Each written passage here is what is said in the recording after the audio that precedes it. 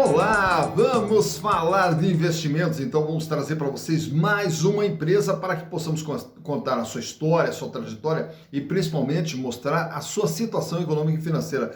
Estamos falando aqui de uma das empresas mais negociadas da Bolsa, uma das estrelas aí da Bolsa, que ultimamente não vem causando aí muitas alegrias, pelo contrário, até para todos os seus investidores. Estamos falando aqui do Magazine Luiza S.A., Magalu, né? E a Magalu, que faz parte do varejo brasileiro, uma das maiores empresas de varejo do Brasil, e como todo o varejo, de uma forma geral, vem sofrendo bastante com todas essas instabilidades econômicas que nós estamos vivendo aí, com a elevação da inflação, elevação de juros e tudo mais, então impactou diretamente todas essas empresas de varejo. Mas para que possamos entender, mas e aí, como é que está a situação no Magalu? Então nós vamos apresentar, até porque já saiu o balanço agora do terceiro trimestre do ano de 2022, então vamos atualizar todas essas informações para vocês. E também porque vieram aqui diversas sugestões aí para que a gente pudesse fazer a análise da Magalu. A começar lá pelo meu amigo Reginaldo Oliveira. Ô Reginaldo, que bom ter você conosco. Muito obrigado pela participação,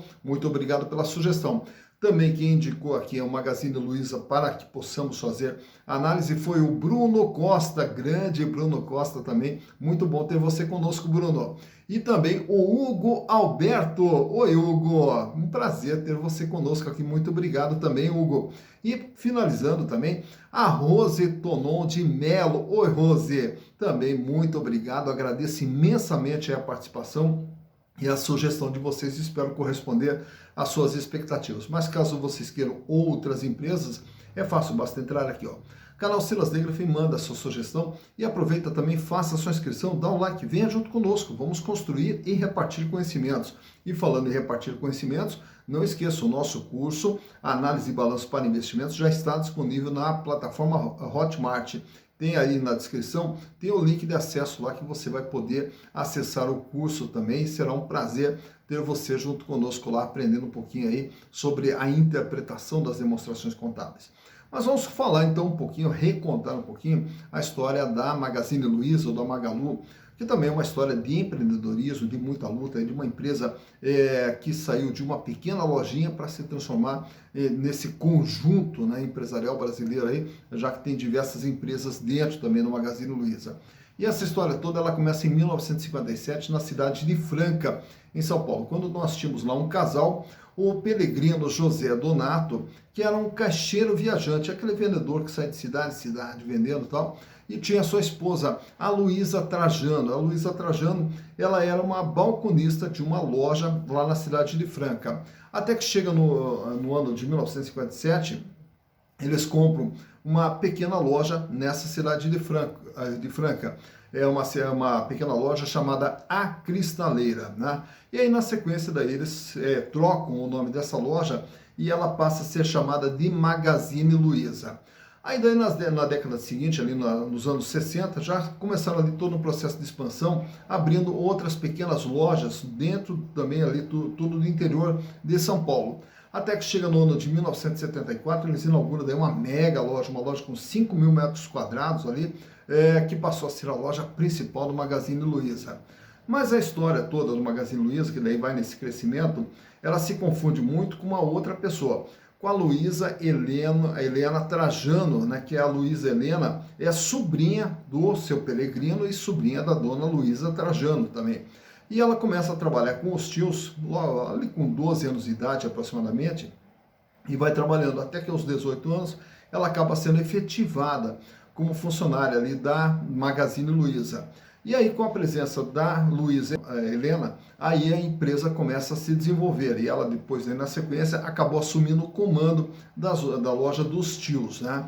E com o comando agora da Luiza Helena, a empresa daí começou a crescer. E aí foi abrindo lojas e comprando também outras redes de lojas e se espalhando por todo o estado de São Paulo. E daí, na sequência, daí já vai para outros estados. Aí já vai para Minas Gerais, e depois daí vem para o Paraná, vai para a região sul toda, vai para o Nordeste, vai para o Centro-Oeste, enfim, vai se espalhando por todo o Brasil. No ano de 2000, quando a internet ainda era muito embrionária aqui no Brasil, aí a Magazine Luiza já começa a operar com o comércio eletrônico ali. Então, uma pequena estrutura virtual ali que era www.magazineluiza.com.br. E vai já dando os primeiros passos dentro do comércio eletrônico, mas continua sempre forte nas lojas físicas, né? Tanto que no ano de 2008 abriram 46 lojas ao mesmo tempo, né? Porque a ideia era até abrir 50 lojas, só que 4 não ficou pronta a documentação, aí tiveram que abrir apenas 46 lojas, tudo no mesmo instante. E aí começa toda essa expansão, tanto que no ano de 2011, com todo esse crescimento do Magazine Luiza, a empresa faz o seu IPO, se transforma numa sociedade anônima de capital aberto. E com isso continua a aquisição de outras redes de loja, e uma delas adquiriu também o Baú da Felicidade. Logo quando o Silvio Santos deu aquele problema com o Banco Pan-Americano, a Magazine Luiza acabou comprando o Baú da Felicidade e saiu comprando também outras redes de lojas pelo Brasil inteiro. Chega no ano de 2013, eles também compram a Época Cosméticos e vai diversificando a sua atuação. No ano de 2016, passa a trabalhar também com Marketplace, que colocando ali outros parceiros para vender seus produtos dentro do site do Magazine Luiza. No ano de 2019, eles adquirem também a Netshoes. A Netshoes hoje pertence ao Magazine Luiza. E aí, também no ano de 2019, quem assume o comando da empresa é o Frederico Trajano Filho, que é o filho da Luísa Helena. E a empresa continua todo o seu processo de expansão, comprando outras startups, fortalecendo ali, abrindo o leque de atuação para outras áreas também. E no ano de 2020, quando da pandemia, foi uma das lojas que teve o maior desempenho, até porque já tinha toda uma estrutura montada para venda à distância. Então ali foi o boom do Magazine Luiza, né? E agora, recentemente, aí desde 2021 e agora especificamente em 2022, a Magazine Luiza, assim como as demais lojas de varejo, vem sofrendo bastante em função de toda essa instabilidade. Mas para sabermos exatamente como que está a situação da Magazine Luiza, trouxe para vocês aqui os balanços de 2018, 2019, 2020, 2021 e também de setembro de 2022. E através de toda essa base histórica, a gente vai conseguir enxergar tudo o que vem acontecendo com o Magazine Luiza durante todo esse período. Então, vamos aos números. Bem, então vamos ver como que vem sendo o desempenho do Magazine Luiza ao longo de todo esse período. E como eu falei para vocês, trouxe uma base histórica maior aqui, até para a gente poder ver ao longo do tempo como que vem o andamento, né, da empresa ao longo de todo esse período. Começando lá pelo ano de 2018. Vamos voltar no tempo lá em 2018, saber o que era o Magazine Luiza. Era uma empresa de 8 bilhões 796 milhões de reais. E aí, nesse ano aqui, desse 8 bilhões 796, o valor maior estava destinado aqui ao capital giro, ao ativo circulante, com 6 bilhões 412 milhões de reais, o equivalente a 72,9% de todo o patrimônio da empresa. Desse valor, a empresa fechou lá em 2018 com 1 bilhão em dinheiro, caixa, banco aplicação, 2 bilhões e 51 milhões em contas a receber, e o estoque do Magazine Luiza totalizava 2 bilhões e 810. Caminhando para 2019, a empresa dobrou de tamanho, mais do que dobrou de tamanho, foi para 19 bilhões 791 milhões de reais. E aqui nesse ano de 2019, já observamos aqui todo o aumento de estrutura física da empresa, fechando com 3 bilhões 350 de imobilizado, contra 754 milhões do ano anterior. E o capital giro também dobrou, ele foi aqui para 12 bilhões e 841 milhões. Só que a representatividade ela ficou menor, até porque não acompanhou o crescimento da empresa, fechando em 64,9%.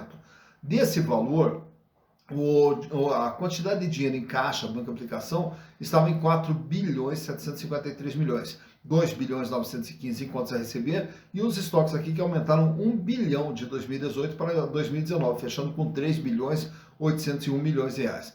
Em 2020 foi o ano da pandemia, a empresa mesmo assim ela vai para 24 bilhões de reais e o capital de giro de 12 pula para 16 bilhões 798 milhões. Diminui um pouco o volume de dinheiro em caixa, que agora fecha com 2 bilhões 903, porém um aumento no contas a receber, 4.761, e também um aumento nos estoques, que foram para 5 bilhões 927 milhões, bem no ano da pandemia.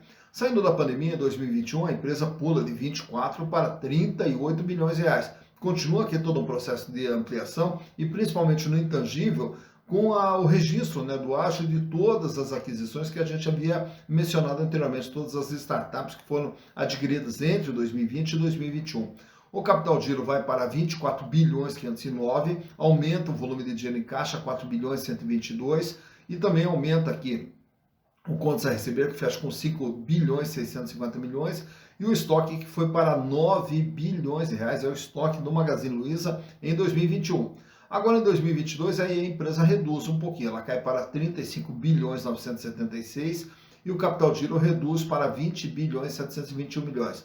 Diminui o volume de dinheiro em caixa, cai para 2 bilhões 106, aqui praticamente uma estabilidade no contas a receber, 5 bilhões 486 e uma pequena queda aqui também dos estoques que fecharam com 8 bilhões 471 milhões agora em setembro de 2022. Então, olhando aqui desde 2018, era uma empresa que saiu de 8 para 19, para 24, para 38 e agora recua um pouco para 35 bilhões o ativo da empresa, toda a estrutura de funcionamento da empresa. Olhando agora a parte de endividamento, tanto de curto prazo no passivo circulante, de longo prazo no passivo não circulante, e o total do endividamento. Lá em 2018, a dívida total do Magazine Luiza era de 6 bilhões 493 milhões, o que representava na época 73,8% de todo o ativo da empresa. Portanto, se ela tinha 8 bilhões 796 de bens e direitos, ela devia 6.493, portanto ela devia 73,8% de tudo aquilo que ela possuía. No ano de 2019, apesar de dobrar aqui o tamanho da dívida, que foi para 12 bilhões e 200, o peso da dívida ficou menor, 61,8%. Por quê? Porque agora o patrimônio é de 19 e ela deve 12. Em 2020, no ano da pandemia, aí o que ocorre? A dívida vai para 17 bilhões 321 milhões, 70,3%. Aumenta as dívidas aqui de curto prazo, até porque aumentou a dívida com fornecedores. E por que aumentou a dívida com fornecedores? Justamente até devido a esse aumento aqui dos estoques que a empresa teve, né? E também a busca aqui de financiamentos de curto prazo, coisa que praticamente a empresa não tinha. Ela passou a buscar financiamentos de curto prazo. E com isso a dívida então fecha em 70,3%. Em 2021, a dívida pula para 27 bilhões, porém o peso permanece o mesmo, 70,7%. E o que nós observamos aqui é que continua aumentando a dívida com fornecedores. E por que aumenta a dívida com fornecedores? Porque a empresa continua aumentando os seus estoques, né? E também nós temos aqui uma busca de capital de terceiros de longo prazo. A empresa pega financiamentos de longo prazo justamente para impulsionar esse crescimento e principalmente as aquisições realizadas pela empresa. Fechando agora em setembro, a dívida recua de 27 para 25 bilhões e o peso permanece nos 70%. Então, quando eu falei para vocês que o patrimônio da empresa diminuiu de 2021 para 2022, é porque a empresa também reduziu seu endividamento, fechando em 25 bilhões de reais, 70% é o peso da dívida. Então, a dívida que era de 73 caiu para 61, voltou para os 70, 70, 70. A dívida vem mantendo uma estabilidade na faixa dos 70% de tudo aquilo que a empresa possui. Olhando os resultados produzidos pela Magazine Luiza, em 2018 ela teve um faturamento de 15 bilhões 590.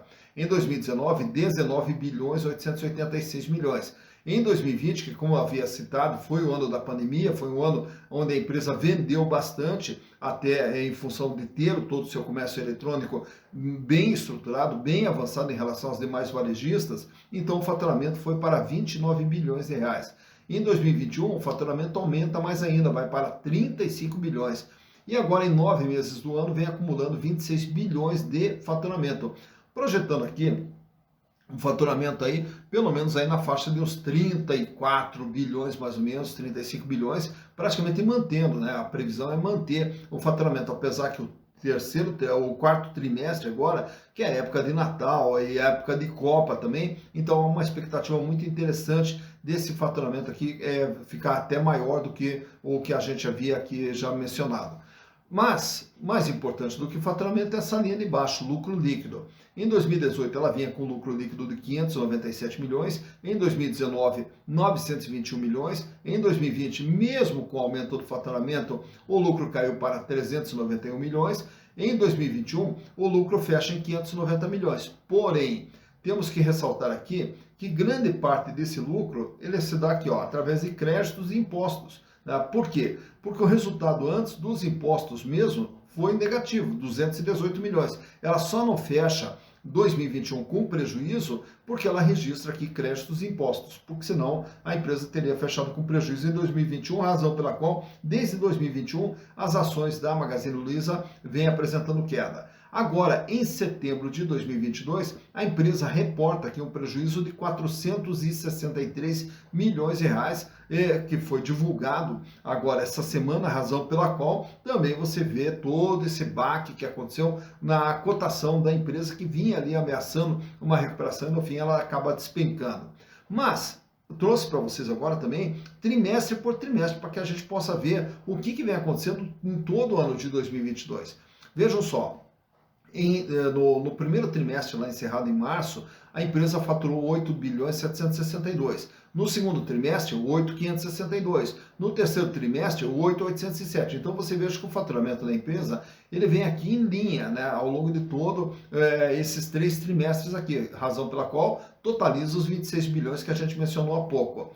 Os prejuízos em 2022 vêm com 161 milhões de prejuízo no primeiro tri, 135 milhões de prejuízo no segundo TRI, 166 milhões de prejuízo no terceiro TRI, razão pela qual ela fecha aqui com 463 milhões de prejuízo ao longo desses 3 trimestres aqui do ano de 2022. Então, quer dizer, a empresa esse ano ainda não apresentou resultados positivos. Agora, também vale destacar aqui que aqui nós temos a questão dos custos. 72,2, 71,4, 72,1, ela vem mantendo uma estabilidade nos custos.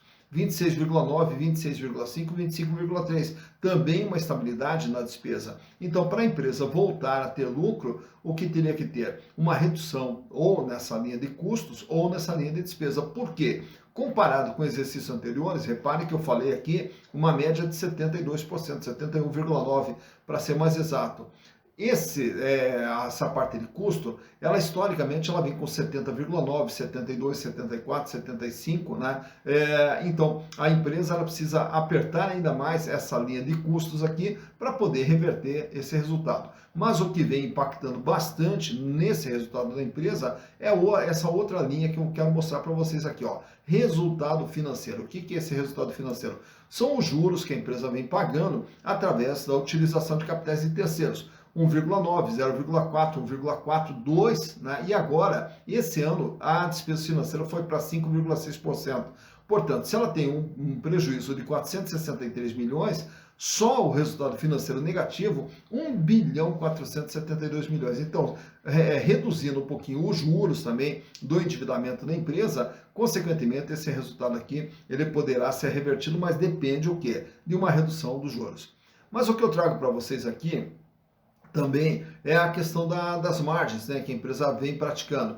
No ano de 2018 aqui, ela vinha com 3,8, no ano de 2019 4,6, no ano de 2020 1,3, no ano de 2021 1,7 e agora a margem da empresa é negativa. De tudo aquilo que ela vende, ela perde 1,8%.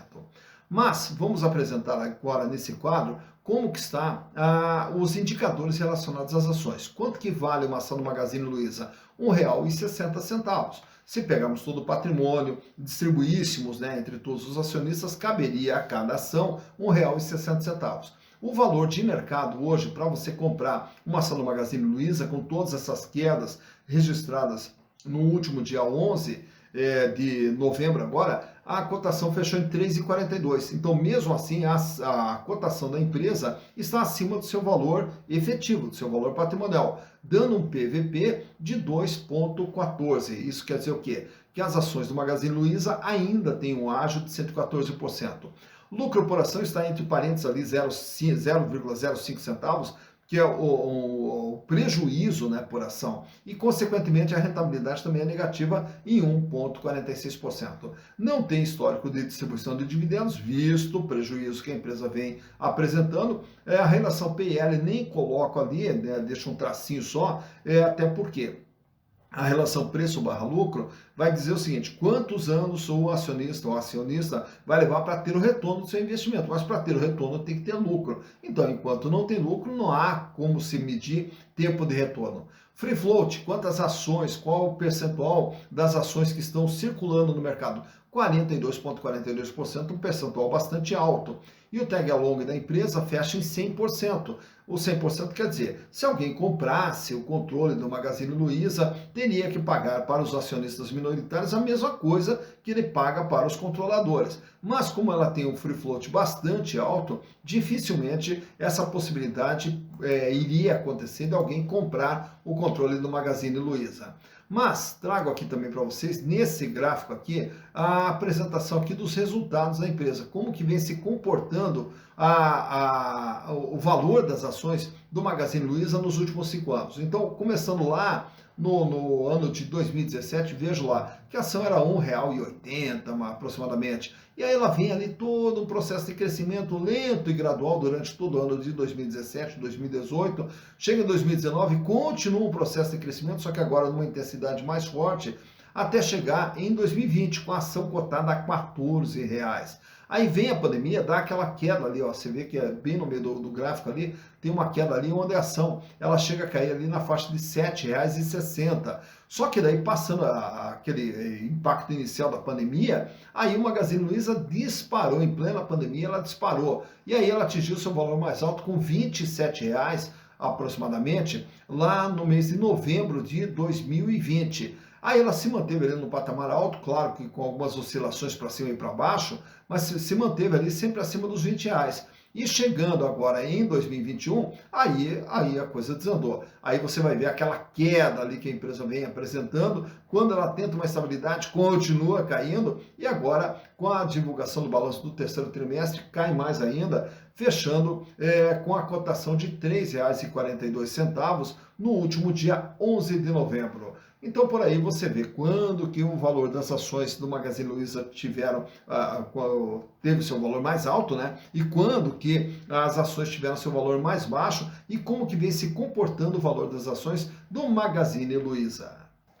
Tá, então, mais uma empresa analisada lá do comecinho da história, lá em Franca, no ano de 1957, para os dias de hoje, tá aí todo o crescimento do Magazine Luiza, e agora você já sabe também como que está a situação da empresa, e é uma das empresas referências aí dentro do varejo brasileiro, uma empresa aí que conta com mais de 1.000 lojas espalhadas por todo o Brasil, né? E como a gente havia falado, o varejo ele acaba sofrendo bastante porque é um dos setores mais impactados quando você tem um processo de elevação dos juros. Os juros, o que eles fazem?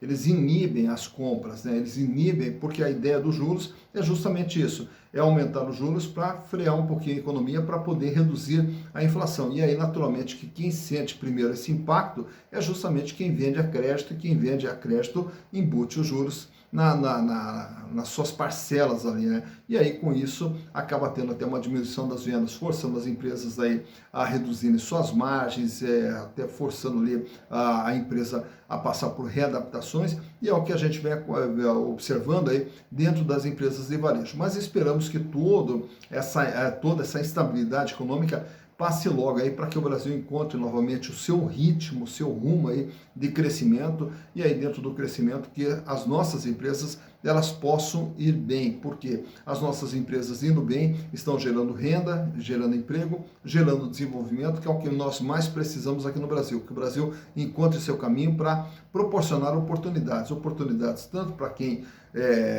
procura um emprego, para quem quer melhorar o emprego, mas principalmente também para você que é investidor, investidora, que acredita nas empresas brasileiras e aí, consequentemente, possa ter o seu retorno merecido. Dito isso, bons investimentos para vocês.